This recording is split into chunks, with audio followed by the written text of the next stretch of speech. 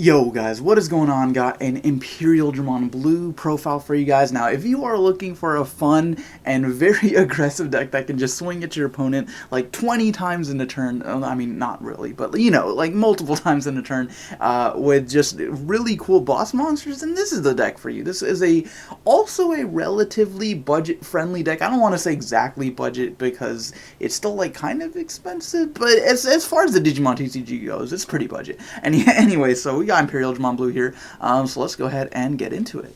So for the level 3s, I am playing 6 Vmons, 4 copies of the Jamming Vmon just because jamming is so powerful, and this whole deck is revolved around the jamming strategy, basically meaning that your Digimon can't die whenever you're checking your opponent's security, even if that Digimon is stronger. So you've got many things that interact with this Vmon like X Vmon and Imperialdramon, so playing 4 copies is a necessity. I'm also playing 2 of the Inherited Effect Vmon where, you know, whenever it becomes unsuspended, you get to draw a card, which does really, you know, happens pretty often with your Imperialdramons and your X-Vmons and stuff, so being able to draw, you know, some extra cards is pretty nice. So, you know, 6 copies of Vmon I think is pretty okay, and then we got a lot of 2-drop rookies here. I'm playing 4 copies of Elecmon and 4 copies of Gomamon, again, just because you're trying to manage your memory, and having these 2-drop rookies available is very nice, especially when you are, you know, trying to rush your opponent as quickly as possible, and you just want to put as many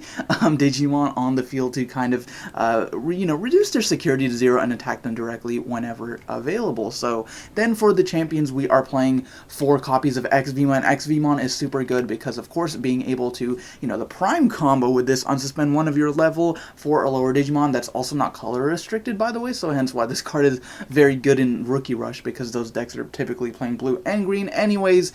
Being able to unsuspend your jamming Vmon and attack multiple times without fear of like losing this card is just so powerful. Like, you know, you can bring him out, attack, unsuspend himself, so then he's, you know, free from any of your opponent's attacks, or if you, you know, just being able to attack with multiple times, you know, it's just super powerful. So then I'm also playing 4 copies of Frigimon. Frigimon is just a simple effect, it just has jamming, it's a level 4. That is also a 4 cost and a 2 Digivolve. The 2 Digivolve is standard, but the 4 cost is actually kind of cheap for how, like, good this card is, because jamming is just such a powerful effect, especially when you have, you know, cards like X Vmon that can unsuspend him, attack multiple times. Again, that's what you're trying to do with the Vmon, same thing, same combo with that. And then you also have a card like Imperialdramon, which unsuspends every Digimon on your side of the field with jamming. A lot of people forget that, they think it's just himself, but no, this actually just includes everything with jamming, which includes all of your ultimates too. So like, basically you're playing like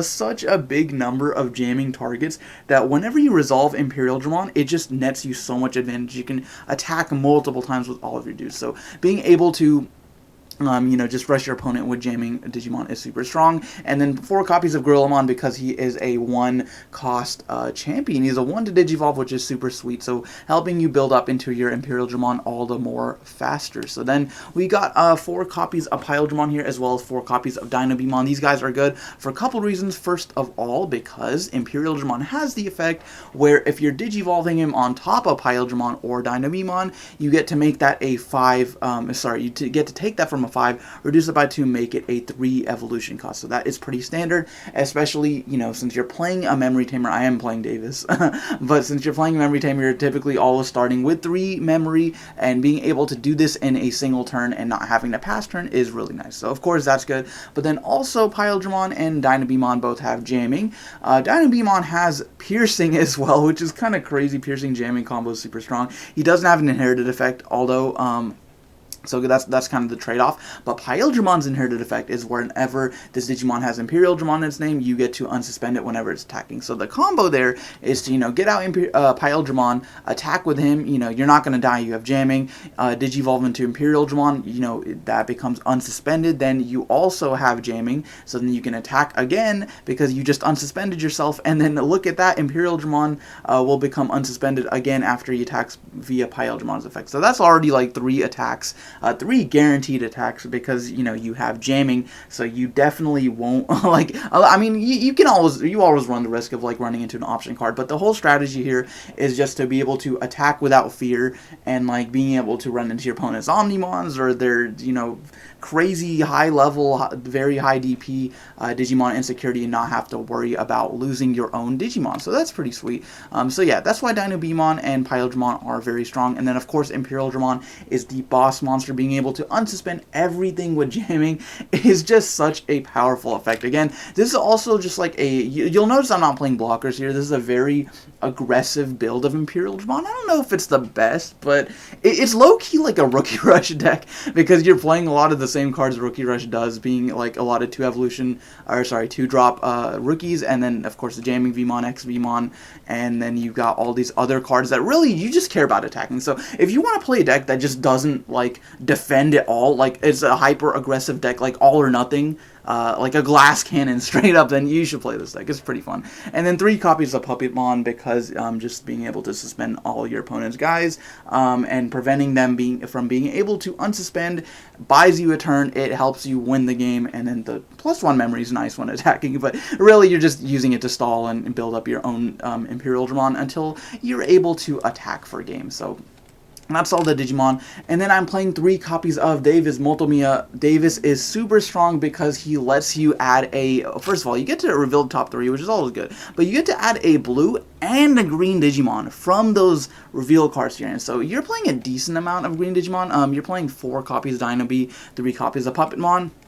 So being able to go potentially +2 is pretty crazy. So setting that up is pretty nice. And then you also, of course, get the guaranteed 3 memory every turn, which helps you, resolve Imperialdramon and Imperialdramon combo and just go off like that. So then you're also playing 2 copies of Flower Cannon. Like I said, because you do have some green Digimon here, it's live some of the times. I'm only playing 2 because I'm like the only Digimon I'm playing which are green are Dynabemon and Puppetmon. This is like you could maybe cut this, but I still like it. I still think it's pretty good, especially because Dynabemon does have piercing. And then 4 copies of Hammer Spark, which is pretty standard in like most blue decks nowadays, just because I mean you're trying to rush your opponent, and then the defensive effect for security whenever it reveals in security you gain 2 memory is just pretty sweet as well. Can potentially end entire turns. And then lastly for the Digi-Eggs, just playing 4 copies of Demi Vmon. Getting jamming on top of this guy is not that hard, so you're pretty much always going to be able to resolve that and draw 1 card. So guys, that is going to be the profile. Let me know what you guys think. I think it's a pretty fun list, pretty aggressive list at that. So let me know what you guys think. Thank you so much for watching, and I'll see you guys next time.